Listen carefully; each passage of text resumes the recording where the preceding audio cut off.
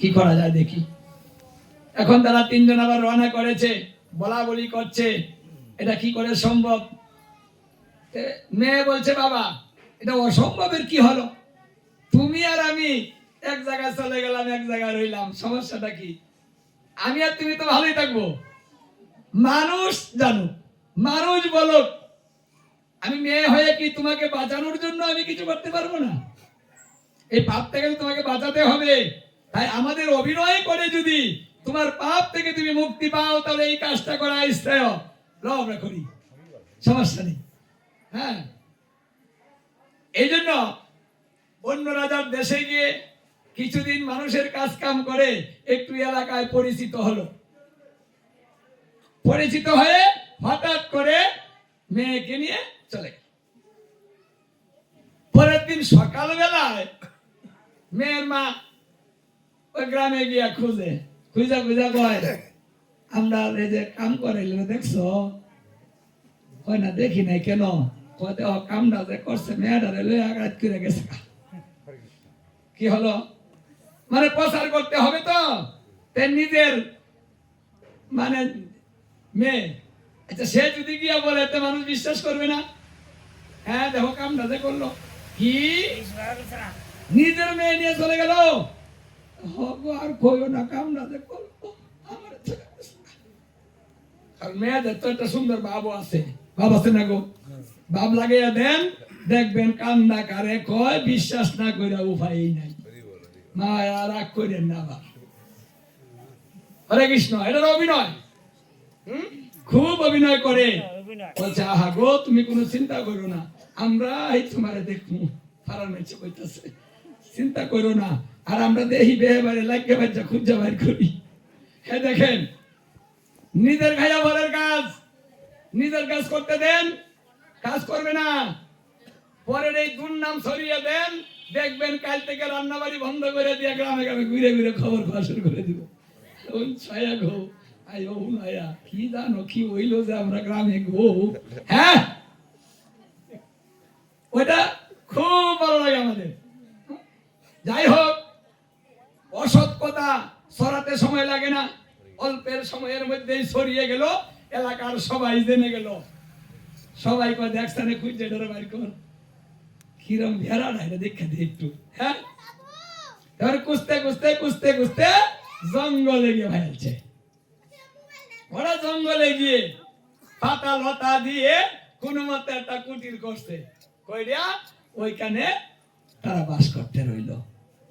তো যে খড়ি আনতে গিয়ে, হ্যাঁ, কাঠুরিয়ারা দেখে ফেলেছে, গ্রামে এসে বলে দিল, হাই রে দেখিলাম ওই জঙ্গলের ভিতরে দুইটা সুন্দর ঘর বানায় লইছে।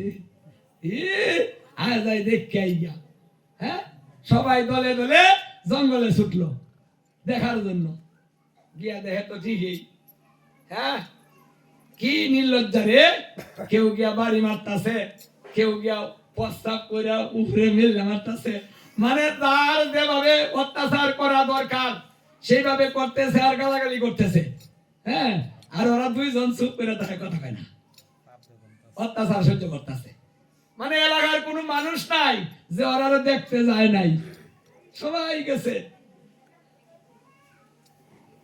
এইভাবে 1 বছর কাটালো।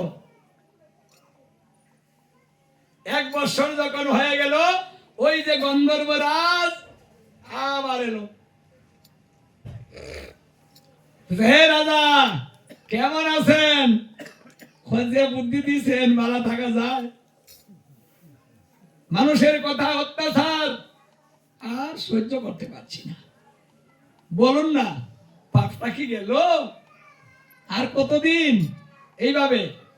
বলছে হে রাজা, 1 বছরের মধ্যে আপনার পাপ চলে গেছে, তবে একটু পাপ আছে। যতটুকু ভিক্ষা দিয়েছিলেন অতটুকু পাপ এখনো যায়নি। বলছে কেন গেল না? বলছে গেল না একজনের কারণে। ভগবান সাধু নামে এক সাধু আছে, বৈষ্ণব, যার মতো বৈষ্ণব। হ্যাঁ, এই বৈষ্ণব বলতেছে, আচ্ছা এলাকার মানুষের কি সমস্যাটা হইলো আমি বুঝতে পারলাম না। বাবা মেয়ে নিয়ে গেছে, এটা কি সমস্যা? খারাপ কে দেয়া? খারাপ কিছু করতেছে? হ্যাঁ, এটা কেউ দেখছে? না জানি না বুঝছে আন্তাজি মানুষের নামে বদনাম। সাধু মানে এই কথা বলতেছে, আমি খারাপ কিছু দেখি না। থাকুক বাবা, আমি একটা থাকতেই পারে, সমস্যা নেই, আমি ভালোই দেখি। হ্যাঁ, এই যে দেখ, এই সাধু আর এক গন্ড, হ্যাঁ ওইটা সাই দেয়, হ্যাঁ ভণ্ড সাধু, ওর আরো গাল ভারে মানছে। কিন্তু এই সাধু আপনারা কিছু বলে নাই, এই একটু পাপ যায় না, এটাই রয়েছে, না এটা গেল। যারা যারা বলছে সকলের ঘরে এই পাহাড়ের বাঘ সবাই দিছে। এরকম কত পাহাড়ের বাঘ আমরা দিতেছি, একটু চিন্তা করে দেখেছেন আমরা কিভাবে পাপ করি? আমরা তো ডাইরেক্ট পাপ করি, কথা বলে পাপ করি, যা খুশি তাই বলি, কারো মনে চিন্তা করি না। আমার শক্তি আছে, আমি বলতে পারি, আমি বলে দিচ্ছি। কথার কারণে যদি কেউ কষ্ট পায় তাহলে সেই ব্যক্তি নরকগামী হয়। এটা কথায় মানুষকে নরকে নিয়ে যেতে পারে, আমরা হিসাব করি না। তাই এখন এই পাপটা কি করে যাবে? তখন বলল, হে রাজা, এই পাপ আর কোনো উপায় যাবে না, কারণ কেউ তো বলছে না, ও বলবেও না, তাই পাপটা যাবেও না। তাহলে কি করতে হবে? বলছে এই পাপে যাবে একাদশী ব্রতের দ্বারাতে, তুমি একাদশী ব্রত করতে থাকো।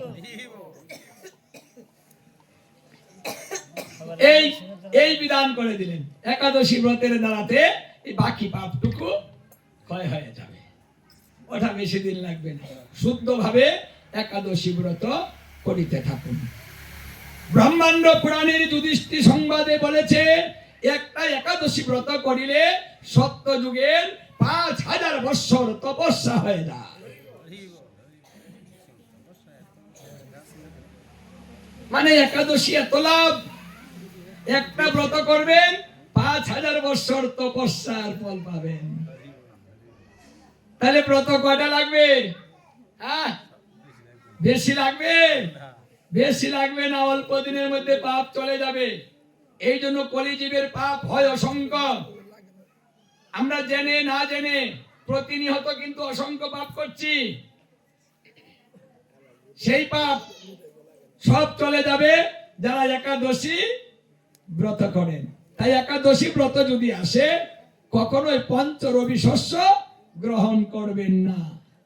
আবার বৃদ্ধ নর নারী, ব্রাহ্মণ ক্ষত্রিয় বৈশ্য শূদ্র যত প্রকার আছে, সবাই একাদশী ব্রত ধারণ করিতে হইবে। একাদশী ব্রতের উপরে আর কোন ব্রত নেই। তাই আমাদের অসংখ্য পাপ, সেই পাপ থেকে মুক্তি লাভের জন্য বিষ্ণু বলেছিলেন, কথা দিয়েছেন, যারা একাদশী ব্রত করবে তারা কোনোদিন নরক যন্ত্রণা ভোগ করবে না, আমি কথা দিলাম। তাই আমরা এই নরক যন্ত্রণা থেকে, সকল পাপ থেকে মুক্তি পেতে পারি একাদশী ব্রতের মাধ্যমে। কিন্তু রুটি খাইয়া না, যদি একাদশী ব্রত কর্ম ডাইলার রুটি ভাড়া করে খাবো, হ্যাঁ ভাড়া বেশি করে রুটি বানা, আজকে একাদশী, আমরা একাদশী করিব কেমনে করো? রুটি খাই, ভাজি খাই, সবজি খাই, ডাল খাই, এই দিন যে মজা যে লাগে, মানে এত রুটি মজা লাগে, অন্য দিনের চাইতে আরো বেশি বেশি খায়।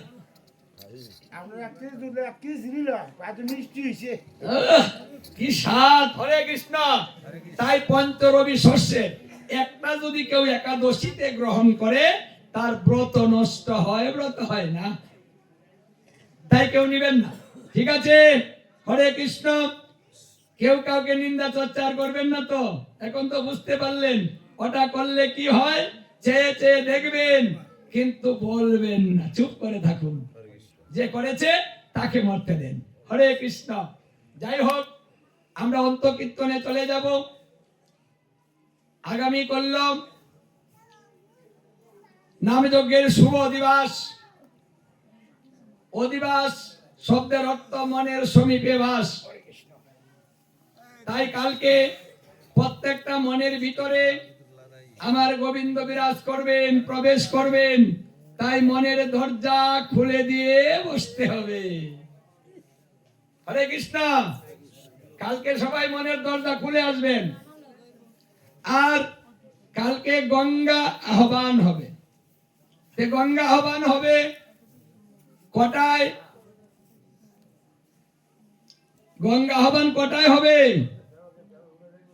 সময় কি 4টায় দেওয়া হবে?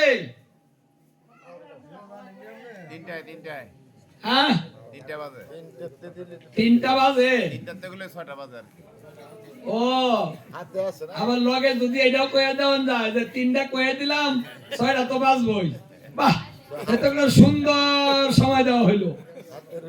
এই 2 নাম্বার কথা বলা যাবে না, কথা বলতে হবে 1 নাম্বার। 3টার সময় আপনারা সকলেই চলে আসবেন। আমরা গঙ্গা আহ্বানের জন্য আমরা গঙ্গা আহ্বান যাত্রা করব। কারণ গঙ্গায় বলেছিলেন, হে প্রভু, আমাকে নেওয়ার জন্য যারা আসবে তাদেরকে আমি স্পর্শ করে সকলের পাপ দূরীভূত করে দিব। এটা আনন্দ চিত্তে গঙ্গায় কথা দিয়েছেন। এই জন্য গঙ্গা আহ্বানে সবাইকে যেতে হয়। যারা গঙ্গা আহ্বানে যাবেন প্রতি পদে পদে অশ্বমেধ যজ্ঞ হয়, হাতলে কিন্তু লাভ। এই জন্য এই যে সাজুগুজু করে আসবেন, গঙ্গা আহ্বানে সাজতে হয়। ওই যে বিয়ের মধ্যে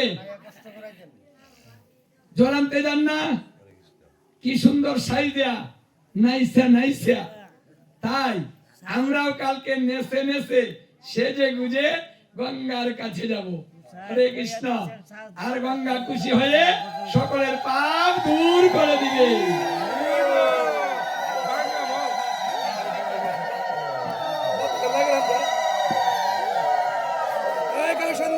দেখুন, হাতলে লাভ, অশ্বমেধ যজ্ঞ হয়, কেউ হাঁটতে চায় না। এত দূরে জলের লাগে যাওয়ার লাগে, এনতে লই আয় ভরবো, হে থানার ঘাড়ে যায়, হে কত দূরা, ও মাগো, হাঁটতে হাঁটতে জীবনটা শেষ।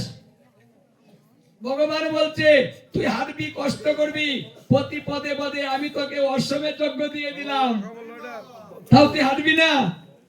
হরে কৃষ্ণ।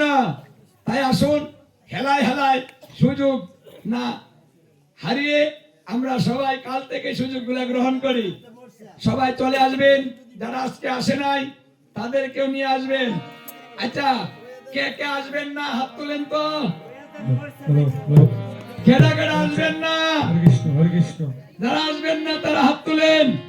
যারা আসবেন না হাত তুলেন। যারা আসবেন না, আরে তারা আসবে না।